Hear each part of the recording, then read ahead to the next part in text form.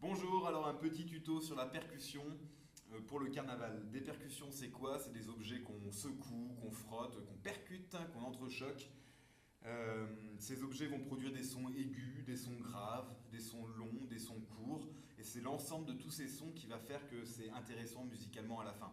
Si on prend que des gros tambours graves, ça va être tout grave. Si on prend que des tambours, des petits sons aigus, ça va être que des petits sons aigus. Et ça va pas être joli non plus. Si on mélange tout ça, ce qu'on remarque d'ailleurs dans tous les orchestres du monde, dans un orchestre on entend des graves, des aigus et plein de sons différents, des courts, des longs, différentes matières. C'est ça qui fait que c'est joli à la fin. Donc on va vous montrer aujourd'hui quelques objets dérivés, enfin qu'on va dériver pour en faire des instruments de musique. On avait commencé à faire joujou avec un pot de fleurs en plastique dans lequel on avait fait un trou au fond. On avait commencé à scotcher, là il n'y en a plus, hop, scotcher une membrane de ce scotch par-dessus, on va scotcher des morceaux pour faire une membrane qui ressemblerait à une peau, après comme une peau de tambour. Une fois qu'on a scotché cette peau, on essaye. C'est magique, ça fonctionne. On a un tambour assez grave. Comme je disais, ce qui est intéressant, c'est des sons graves, des sons aigus. Et chaque objet peut produire souvent plusieurs sons. Là, on peut se dire aussi que tout ça, c'est des sons qu'on peut utiliser. Et que par exemple, on peut essayer de faire...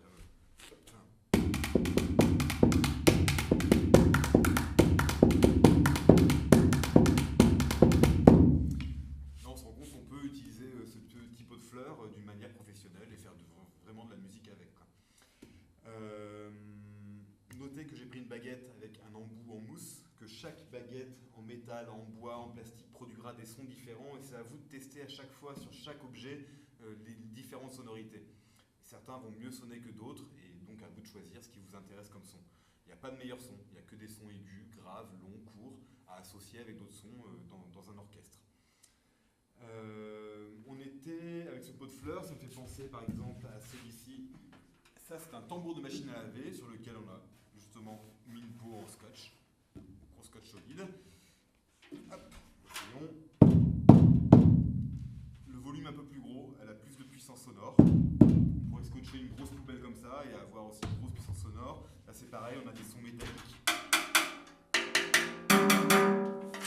Parce que c'est du métal et on peut s'amuser à faire des rythmes.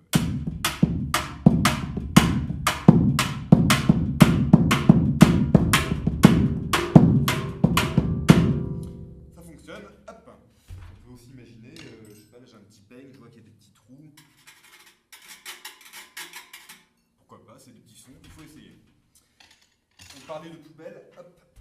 Les gros contenants, les caisses en bois, en plastique, ont souvent de nature une grosse caisse de résonance. Et c'est pareil, si on prend une grosse baguette, on a une basse très puissante.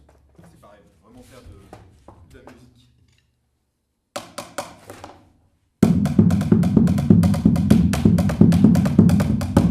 On peut associer un petit son aigu. Je prends une cloche, c'est un bout de ferraille, on ne sait pas trop ce que c'est, mais ça va faire une cloche. Hop. Qui va tomber, je pense.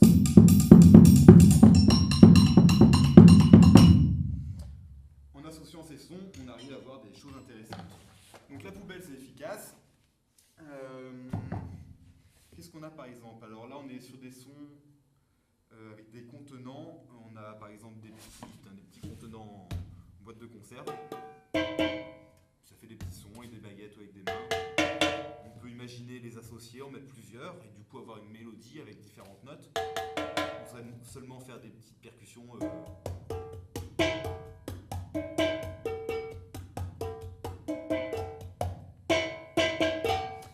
Donc ça fonctionne. Pareil, on peut utiliser des pots plastiques, différentes matières. Là j'ai un seau de fromage blanc, je sais pas quoi. Hop.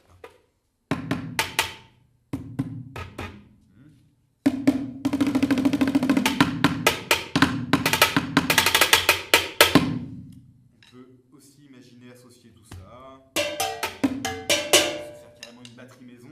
Ce qui est bien dans l'idée de la batterie, il y a aussi la boîte à gâteaux avec des cailloux dedans, scotchés. Ça peut faire un shaker, mais ça fait aussi une super caisse claire. Dans la batterie, il y a un tome avec des petits timbres en bas, des petits morceaux de métal en dessous là, qui frottent contre la peau, qui donne un peu ce son. Ça fait un super son de caisse claire, et associé à la grosse caisse, hop, on peut très vite faire rock and roll, du hip-hop.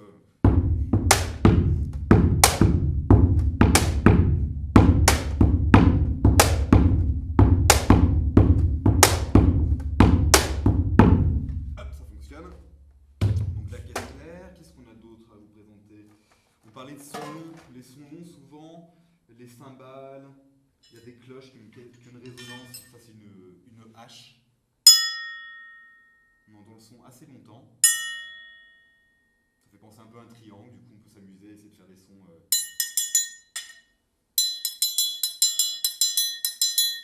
comme un triangle.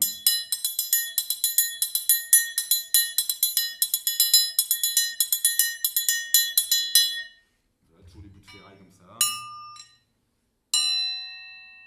Déjà un simple bout de ferraille, il y a des sons fermés qui ne résonnent pas, et si on le touche à peine, il y a des sons ouverts. Tout l'objet résonne et là ça crée déjà deux sons. Et dans un orchestre, dans le carnaval, juste une petite cloche comme ça, et c'est tout de suite la fête. Donc il y a des sons courts, bah, c'est une cloche mais qui ne sonne pas, qui fait un son très court. Et pourquoi pas, pour utiliser ça. Donc pour utiliser, là c'est marrant, j'ai des petits klaxons, normalement de camion ou de je sais pas quoi, hop, qui font des petits sons un peu semblables aux agogos, c'est des petits sons brillants. On a carrément les quatre mis ensemble là, et du coup ça crée un instrument mélodique avec différents sons.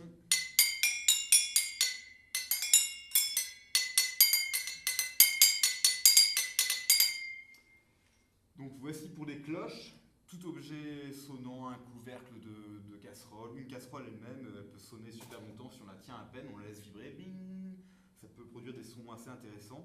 Même les instruments en pierre, d'ailleurs dans les premiers instruments du monde, il y avait des lithophones, juste des pierres posées sur des petits socles pour qu'on les laisse résonner, et bing, bing, bing, ça marchait aussi. En son long, il y en a des cloches qui ont des sons très très longs, comme des cymbales. Ça peut être utilisé dans les orchestres aussi. On parlait de sons frottés. Il y a des instruments qu'on frotte. Très bien. Il y a des instruments qu'on secoue, le fameux maracas.